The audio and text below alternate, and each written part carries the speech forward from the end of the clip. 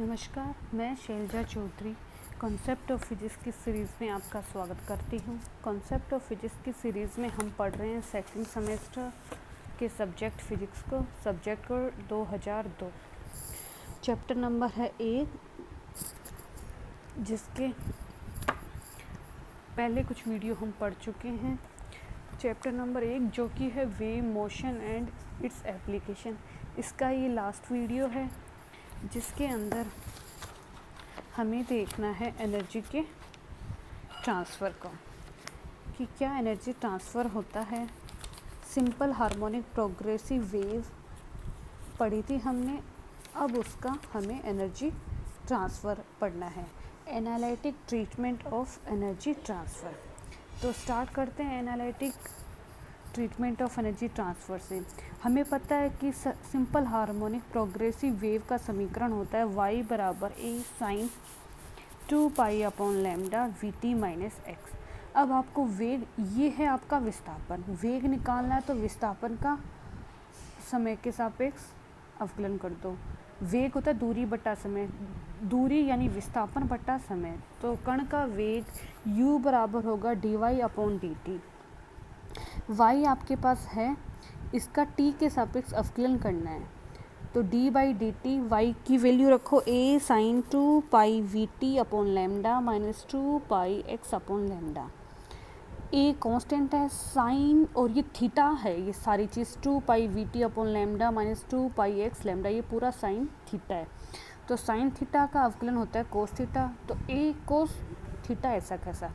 अब थीटा में है 2 pi V T upon lambda minus 2 pi X upon lambda, तो 2 पाई एक्स अपॉन लैम्डा तो कांस्टेंट है, इसका अवकलन हो जाएगा 0 क्योंकि इसमें t नहीं है।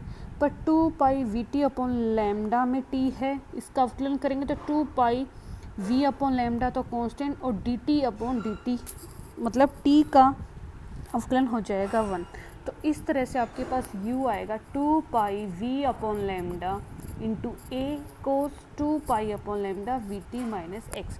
ये आ गया आपके पास कण का वेग। कण का त्वरण निकालना है तो वेग का समय के सापेक्ष t के सापेक्ष आपको करना होगा अवकलन, यानी d बाई डी टी किसका, u का। u की वैल्यू रखो 2 pi A V upon lambda cos 2 pi V T upon lambda minus 2 pi X upon lambda.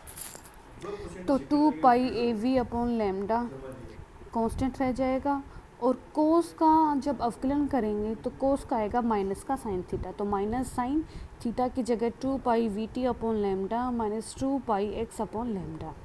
ठीक है, फिर अब थीटा में एक टर्म टी पे, एक टर्म एक्स में है, तो एक्स वाली टर्म का 0 रहेगा, सिर्फ टी वाली टर्म का रहेगा, तो 2 पाई वी अपॉन लैम्डा और टी का अवकलन 1 हो जाएगा।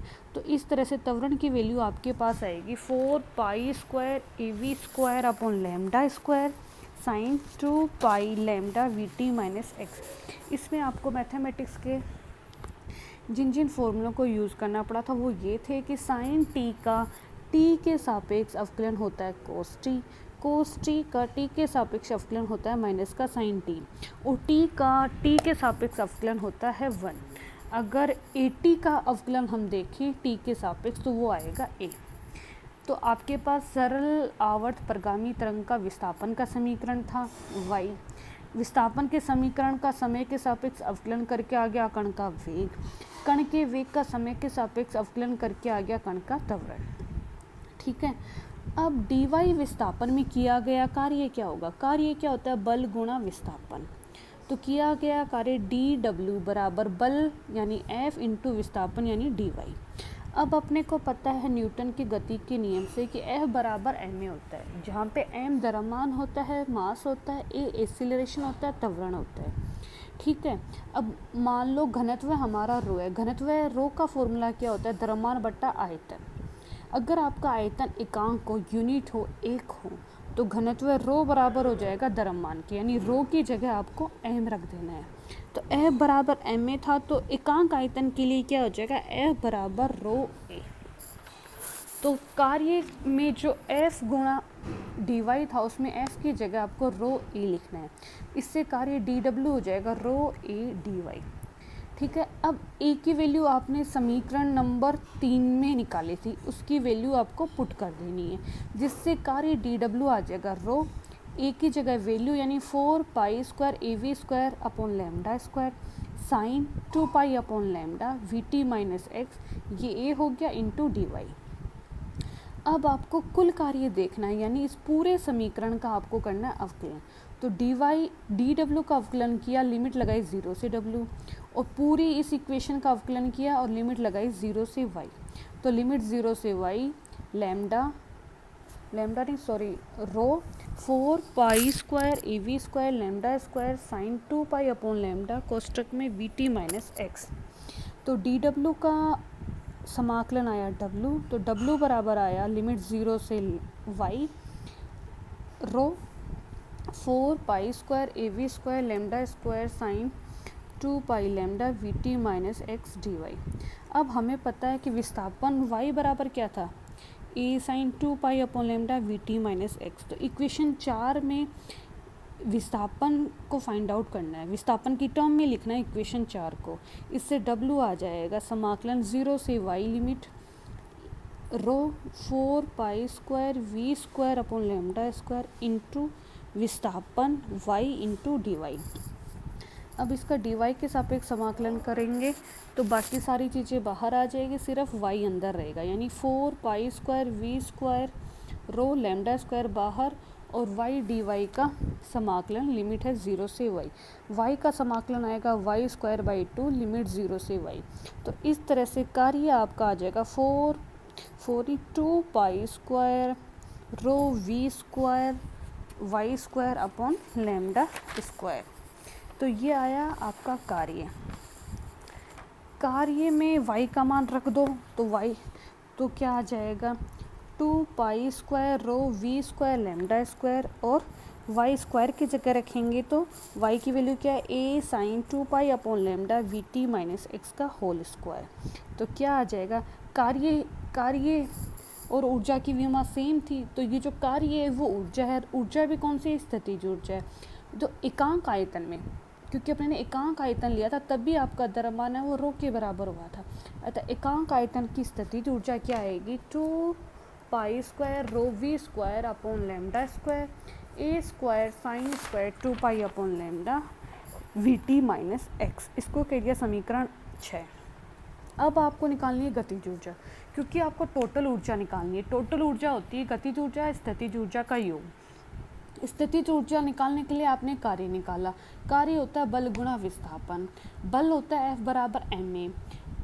जब एकांक आयतन की बात करेंगे तो m की जगह हो जाएगा रो है a की वैल्यू रख देंगे इंटू विस्थापन डी वाई, a की वैल्यू भी y की टर्म में आएगी, और ये था थोड़े से भाग का कार्य। अब आपको सारा कार्य देखना है तो आपको समाकलन कर देना है। इस प्रकार से स्थितिज ऊर्जा आपकी आ गई, जो कार्य है वो स्थितिज ऊर्जा है। अब निकालनी है आपको गतिज ऊर्जा। गतिज ऊर्जा होती है हाफ एम वी स्क्वायर, ठीक है, एम यू स्क्वायर। एम की जगह वही रो रखना है, क्यों, एकांक आयतन की बात करें, एकांक आयतन का मतलब है रो बराबर हो गया डेंसिटी बराबर हो गई द्रव्यमान के। तो काइनेटिक एनर्जी का फॉर्मूला होगा half rho you square. Half rho ऐसा कैसा, यू की वैल्यू आपने फाइंड आउट की थी इससे पहले के इक्वेशन 2 में, तो यू की जगह रख दो 2 pi A V upon lambda cos 2 pi lambda we T minus x का होल स्क्वायर। यानी काइनेटिक एनर्जी आ गई आपके पास 2 pi square A square we square rho upon lambda square cos square 2 pi upon lambda we T minus X. Kinetic energy आ गई, potential energy आ गई, और सारी आई है प्रति एकांक आयतन के लिए। तो प्रति एकांक आयतन के लिए कुल ऊर्जा क्या होगी, पोटेंशियल एनर्जी और काइनेटिक एनर्जी का योग, दोनों एनर्जियों का योग करेंगे तो प्रति आयतन कुल ऊर्जा E बराबर आएगी 2 पाई स्क्वायर ए square rho v square upon lambda square कोष्टक में sine square 2 pi upon lambda we T minus x. ये तो है आपकी potential energy, plus kinetic energy क्या है 2 pi square A square we square rho upon lambda square cos square bracket में 2 pi upon lambda we T minus x. दोनों ही चीज़ों में पदों में आपका कॉमन आ रहा है 2 पाई स्क्वायर ए square rho v square upon lambda square, जिससे अंदर बच जाएगा sine square 2 pi upon lambda we T minus x plus cos square 2 pi upon lambda we T minus x. क्योंकि गणित में हम जानते हैं कि sine square theta plus cos square theta बराबर होता है 1। ये एक प्रमेय है जिसके अनुसार sign square theta plus cos square theta होगा 1। तो ये चीज़ हो गई sign square theta plus cos square theta, तो इसकी जगह रख देना है 1। तो एनर्जी ई बराबर हो गया 2 पाई स्क्वायर ए square rho v square upon lambda square. ये तो है आपका वेलोसिटी की टर्म में। अगर आपको इसको आवर्ती तरंग दैर्ध्य की टर्म में लिखना हो तो हमें पता है वेव वेलोसिटी v बराबर होता है आवर्ती गुणा तरंग दैर्ध्य n इंटू लैम्डा। v बराबर होता है n इंटू लैम्डा, तो v की जगह n लैम्डा आपको रखना है। तो इक्वेशन बन जाएगी 2 पाई स्क्वायर ए square rho upon lambda square, v की जगह n इंटू लैम्डा इसका होल स्क्वायर, फिर लैम्डा स्क्वायर से लैम्डा स्क्वायर कट जाएगा, तो टोटल एनर्जी प्रति एकांक आयतन के लिए आएगी 2 पाई स्क्वायर ए square rho into N square. तो इस प्रकार से ऊर्जा स्थानांतरण दिखना था, ऊर्जा निकालनी थी। ऊर्जा निकालने के लिए टोटल ऊर्जा क्या होती है आपकी, गतिज ऊर्जा प्लस स्थितिज ऊर्जा।